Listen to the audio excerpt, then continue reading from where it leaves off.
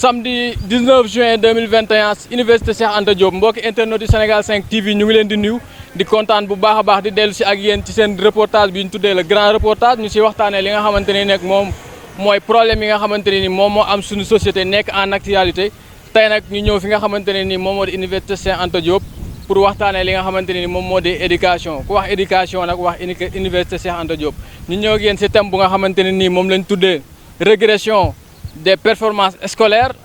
l'impact des réseaux sociaux mu nekk lu nga xamante ne nii thème bu nekk actualité la ndax performance u élèves yi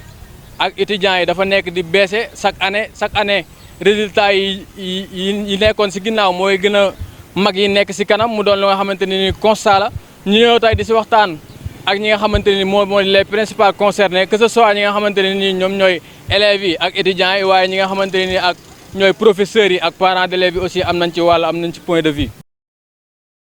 ñu ngi fi tasanteeg benn étudiant bu nga xamante ni nag étudiant bi noo tudd. Bon, je m'appelle Babacar Sène, étudiant au département de lettres modernes en L2. Département lettres modernes L2 Babacar ñun tey dañoo ñëwoon di waxtaan ak yéen ci nga xamante ni mooy performance yu élèves yi ak étudiants yi nga xamante ni day continuer di wàcc mu doon réalité boo xamante ne nii bu triste la mais am na ay conséquences yu bëri conséquences yi nag yi ñu si gën a soxal tey muy influence des réseaux sociaux maanaam impact bi nga xamante ne nii les nouvelles technologies de l'information et de la communication ñu ngi koy def ci régression boobu mu nekkoon loo xamante ni nag c'était pas programmé ndax les TIC comme ni ñu koy waxee dañoo waroon a ñëw ngir gën a ñoŋal njàng mi tey nag bu ñu ñëwee ba doon problème ci njàng mi problème lay doon ñu doon loo xamante ni moom lañ bëggoon nga wax ci ce point de vue ak ni nga xamante ni moom nga ko gisee. Ok, monsieur, vous m'avez posé une question intéressante que vraiment bu ma yàggoon indil ay leeral te ngeen offrir ngeen ma chance bi comme ni nga ko waxee rek les TIC dañoo ñëw maanaam am benn impact ci sunum njàng te man jàpp naa ne loolee kat dañ ko waroon a jëfandikoo ci anam bi gën mooy lan anam bi nga xam ne daf ñuy permettre ñuy gën a mën a def am benn connaissance di acquérir une certaine connaissance mais j'ai fait une remarque que ne loolu amu ci pourquoi parce que léegi actuellement les élèves de même que les étudiants ils passent tout leur temps à connecter tout leur temps à surfer sur internet sans pour autant faire des recherches li nga xam ne recherche yi nga xam ne moo leen gën a mën a yokk seen connaissance mais duñ ko def si lu ñuy nekk mooy lan WhatsApp soit TikTok ou bien Instagram Telegram ak bu mën ci doon te man yooyu yëpp bu ma ci gis yooyu yëpp ce sont des zones de loisirs ay zones de loisirs la yoo xam ne amul dara lu la fay mën a yokkal sa connaissance mais lu lay distraire la te avant distraction avant ngay ab def benn distraction pour man il faut que nga remplir sa connaissance ba pare parce que internet boobu noonu c'est un moyen de lecture boo xam ne day enrichir suñu connaissance parce que am na benn savant bu doon wax dara un esprit qui cesse de lire maigrit léegi benn maigre boobu noonu mooy lan na boo lire bon da ngay deltu ginnaaw te deltu ginnaaw boobu mooy indi régression bi pour man impact bi réseaux sociaux yi am loolu ci la bokk. si loolu si la bokk waaye boo xoolee li nga xamante ne nii moom moo di régression boobu ñoom dañ si am point de vue bu gën a large. maanaam am na benn utilisation boo xam ne ñu ngi koy def maanaam seen cours yi dañ leen di dugal en ligne léegi est-ce que cours yooyu ñuy dugal en ligne mu nekk concept nouveau boo xamante ne nii est-ce que gars yi absorbé nañ ko comme il le fallait parce que boo dugalee li nga xamante ne nii moom moo di cours en ligne étudiants yi aussi wala élèves yi ils sont libres d'aller le chercher ou pas léegi nag est-ce que manque de volonté boobu étudiants yi la wala ñoom dañoo miinagul li nga xamante ne moom moo di utilité wu TIC yi. loolu li ma ciy gis mooy par exemple comme ni nga ko waxee sànq ci say kaddu da nga ne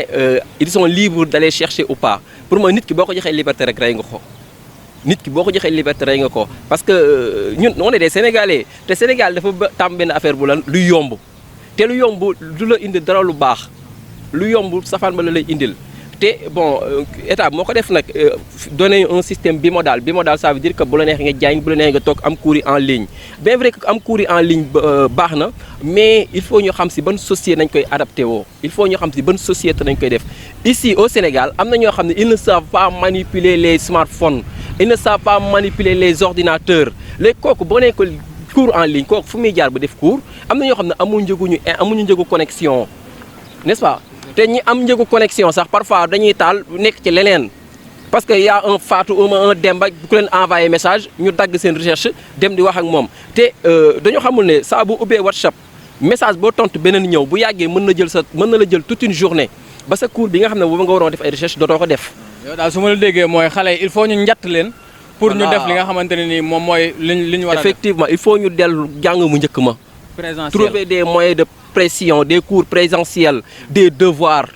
n'est-ce pas devoir yooyu mu lenn lii kat may def su ma ci amul moyen tey ma dee dama cee war a am moyen pour mën a valider su ma ci am moyen examen mi ngi may xaar kon ça veut dire que toujours yow yaa ngi def une sorte de révision toujours yaa ngi viser di réviser mais boo ko defut ñu bàyyi la sa kër ngay tëdd di nelaw parfois bon nga jàppee di seetaan sa télé bon yan cours la loolu dootul cours en ligne mais loolu koy cours en dormir lay mujj doon sama waa ji. waaw su ma la déggee daal mooy xale yi léegi distraction bi daal moo leen ëpp doole que seen option personnelle yi nga xamante ni bëgg nañ ko nekk à l'avenir. loolu la sama waa ji parce que suñ société bi ñu nekk Sénégal dañoo doon société bu bëri problème te gars yi ñoom lu leen di distraire rek nañuy wër boo leen joxee connexion bi nag bon ñoom lu leen di distraire ci nañuy nekk. ci nañuy nekk dem seetaan ay yu kenn xamut ay reetaan yooyu noonu tic-tac di reeri ngalañay te xamuñu ne reetaan yooyu ñu topp kat dafa war a am temps mais temps nañ ko mayut. li njëkk nañ ko xam ab étudiant li njëkk ci moom mooy wër xam-xam dañ ne la étudiant toujours tu dois étudier. élève bi tamit moom dañ ko war a élever kooku moom bon rôle bi mi ngi si prof bi koy jàngal ak yaay ja ci kër ga parce que mënalagul boppam dañ koy élever dañ ko war a dimbali amagut benn liberté bi kon kooku tamit moyen de pression bi dañ ko koy war di teg pour que muy gën di mën di def ay recherche di gën a mën di jàng di mën a jàng àlliwaam si kër gi mais boo ko bàyyee ci lu ko neex xale buur la xale ci lu ko neex la xam. point de vue am na solo mu nekkoon koo xamante ne étudiant bu ñu fi dalal muy Babacar Sène sëñ bi ñu ngi lay gërëm. waaw merci man maa leen di sant bu baax waaw wax ne lii moom lu am solo la te yàlla na ci ñëpp indi seen xalaat parce que war nañ am ay solution si problème bi vraiment di gangréner dans cette société là. merci beaucoup. toujours fi nga xamante ni moom moo di université Cheikh Anta Diop de Dakar si kanamu jardin des nations ñuy intercepté ki nga xamante ne nii moom moo di étudiante la fii nii soxna si noonu. man la Mame Bousso Tall étudiante en licence 1 en sciences politiques. en sciences politiques kon kii li ñuy waxtaanee dina ko xaw a intéressé tuuti tey dañuy waxtaanee baisse du niveau bi nga xamante ne nii ñu ngi koy constaté fii nga xamante ni mooy Sénégal mu concerné élèves yi wala étudiants yi aussi te li ko causé bari na loolu waaye li ñu si gën a intéressé rek mooy impact réseaux sociaux wala des TIC yi nouvelles technologies de l'information et de la communication ci baisse de niveau bi nga xamante ne ni moom moo am ci éducation bi instant yi. waaw je pense que éducation moment bi ñu toll nii dafa nekk en niveau des étudiants dafa nekk en baisse apprenants yi sax laa pas étudiants yi parce qu'on constate que même fii nii étudiants yi boo gisee dañuy jàng mais ay côté collège yooyu noonu lycée seen niveau dafa baissé parce que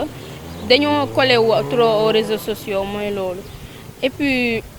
soo gisee benn élève mu jël premier par exemple benn classe après niveau mën na baissé wu parce que réseaux sociaux yi mooy loolu. on constate que ni niveau élèves yi dafa baissé par rapport ak bu njëkkoon parce que technologie bi dafa avancé par exemple on voit même les professeurs faire des cours en ligne et ça je pense que c'est pas bon parce que les élèves ne sont pas habitués à faire ces cours en ligne là parce qu'ils sont habitués aux cours présentiels oui. du coup léegi ñoom dañ leen di bàyyi ak seen esprit tranquille quoi j'allais dire seen maturité soit ñu dugg xool cours bi wala ñu def lu leen neex te loolu élèves yi miinuñu ko bu baax su ma la comprendre loolu. liberté boobu noonu je pense que day impacter ci seen ay études parce qu'ils vont se dire que mën naa ko def comme mën naa ko bañ a def du coup niveau bi day xaw a am foofu problème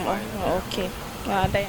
voilà gis nga constat bi aussi benn la comme ki ñu fi interviewé woon sànq muy joxoñ baaraamu tuuma ñi nga xamante ne nii ñoom ñooy apprenants yi ak manque de volonté bi nga xamante ne nii moom moo nekk ci ñoom c'est-à-dire bu fekkee les cours en ligne yi la ñoom dañuy am liberté boo xamante ne dañuy dem xooli ko wala ñu bañ ko xooli il se trouve dans les réseaux sociaux Instagram TikTok et WhatsApp et YouTube et tout ça au lieu de faire leur cours mu nekk loo nga xamante ni nag moo impacté affaire bi parce que à la base les TIC dañoo ñëwoon pour booster jàng mi pour gën koo ñoŋal mais bu ñu demee ba nga xamante ne ni ça suscite un polémique comme ça doon problème ci jàng mi comme problème lay gën a jural askan wi. Oui, toujours dans le thème du baisse de niveau des étudiants ou bien des élèves, des apprenants en réalité, et l'influence des réseaux sociaux là-dedans. Nous sommes ici à CEFAS pour recueillir des informations, recueillir aussi l'avis du professeur Monsieur Touré. Monsieur Touré, bonjour. Bonjour. Voilà, qu'est-ce que vous pouvez nous parler de ces phénomènes-là? Écoutez, bon, je pense que si j'ai bien compris votre question, c'est la baisse de niveau des étudiants. La conséquence des réseaux sociaux. Les conséquences des réseaux sociaux. Ah, d'accord. Écoutez, concernant la baisse, plaît bien, on nous disait que pour pouvoir avoir un très bon niveau, parce que le français est la langue nécessaire pour pouvoir maintenant faire des recherches, surtout dans les pays francophones. Donc, de un, il faudra comprendre la langue française, d'abord pour pouvoir maintenant travailler, parce que c'est un outil de travail. Et avec cette compréhension de la langue française, il faudra l'utiliser maintenant à des fins, non seulement, je dis bien, professionnelles, mais à des fins éducatives. Donc, ça veut dire que pour apprendre. Et comment faire? Il y a plusieurs niveaux, il y a plusieurs raisons, soit plusieurs méthodes. D'abord, le numéro 1, c'est la lecture. On nous disait de lire, d'avoir un très bon niveau et de pouvoir l'utiliser. Faire des exercices, faire des recherches, surtout ça. Ça nous permettra maintenant de se forger. Là, c'est un très bon moyen pour pouvoir maintenant s'en sortir avec le niveau. Bon, concernant les réseaux sociaux, c'est quelque chose qui est très fulgurant, je dis bien. Pourquoi fulgurant? Parce qu'au XXIe siècle, les étudiants ont tendance à l'utiliser. Mais sur quelle fin ou à quel but? À l'époque, il y a nos parents qui faisaient des études supérieures. Mais ils n'ont pas cette chance que nous avons. Actuellement, la chance que nous avons, notre parent ne l'avait pas. Et pourtant, ils avaient un très bon niveau en français, un très bon niveau d'études. Donc, actuellement au XXe siècle, le niveau doit être maintenant plus haut que le passé. Mais on constate que au XXIe siècle, avec le développement des réseaux sociaux, on constate que le niveau est de plus en plus bas. C'est parce que les étudiants ou les apprenants n'utilisent pas maintenant ces atouts ou soit ces réseaux à des fins, comment on appelle, à des fins éducatives. Donc c'est ça qui est à l'origine, peut-être pour moi, à ce qui me concerne, pour mon opinion. Donc si je comprends bien, les apprenants n'utilisent pas ces phénomènes à des fins utiles, mais à des futilités comme on dit. Et ils passent tout leur temps à s'y mettre et ça n'arrange pas et ça n'aboutit pas à une grosse performance de leur concernant. Oui, bien sûr, parfaitement. Vous savez, moi je disais que le XXIe siècle devrait être une période à laquelle le niveau des étudiants doit augmenter au fur et à mesure. Mais c'est le contraire. Je ne vais pas maintenant prendre dans son ensemble, parce qu'il y a des gens, il y a des étudiants, il y a des apprenants qui l'utilisent à des fins positives. Je prends par exemple l'exemple de nos parents. À l'époque, le XXe siècle, par rapport à nos parents, eux, ils utilisaient effectivement les réseaux sociaux, mais ce n'était pas tellement développé comme actuellement. Donc normalement, avec les réseaux sociaux, avec l'avènement des TIC, ça devrait être maintenant des moyens à augmenter les connaissances. Mais ce n'est pas le cas, c'est parce qu'il y a certains étudiants ou certains apprenants qui n'utilisent pas maintenant à de bons fins. Je ne sais pas si je me fais comprendre. D'accord. D'accord, c'est son point de vue, M. Touré, on vous remercie. D'accord, merci beaucoup. Merci, au revoir. mbokku internautes yi loolu lañ leen indiloon ci seen premier numéro bu grand reportage tey nag gis nga liñ thème bi ñu leen indiloon muy di thème bu préoccupant ndax wax dëgg yàlla niveau yi mu ngi continuer di wàcc bu baax a baax te li nga xamante ne ni moom moo di réseaux sociaux wala les TIC nouvelle technologie de l'information et de la communication ci njëlbeen waroon doon nga xamante ne ni daa waroon di ñoŋal jàng gi ñu gis ni résultat yi mu ngi wàññeeku bu baax te moom joué na ci rôle bu mag a mag mu doon question de volonté nag ndax léegi à l'heure du numérique élèves yi ak étudiants yi dañ leen bàyyi ak seen bopp maanaam maturité la ñuy laaj ku nekk tu es libre d'apprendre ou ne pas apprendre mu nekk lu nga xamante ne ni aussi am na solo waaye tey gis nañ ni engagement la xale yi ñàkk fi mu toll nii ak détermination ci moment bu nga xamante ne ñu ngi pousse ancienne génération bi di leen wax ni nañu retraité bàyyi nouvelle génération bi jël relève bi waaye nag loolu mënut a am tant que ñun jeunesse bi amuñu benn li nga xamante ne ni moom moo di maturité bi mën a jàng bu wóor performance yi gën a yokk bu baax a baax ngir ñu mën a doxal liggéey boobu nga xamante ne ñu ngi koy bëgg pour mag ñi bàyyi ko suñu loxo ñu ngi leen di gërëm di leen sant di leen jox dig daje ba beneen numéro bu soobee yàlla.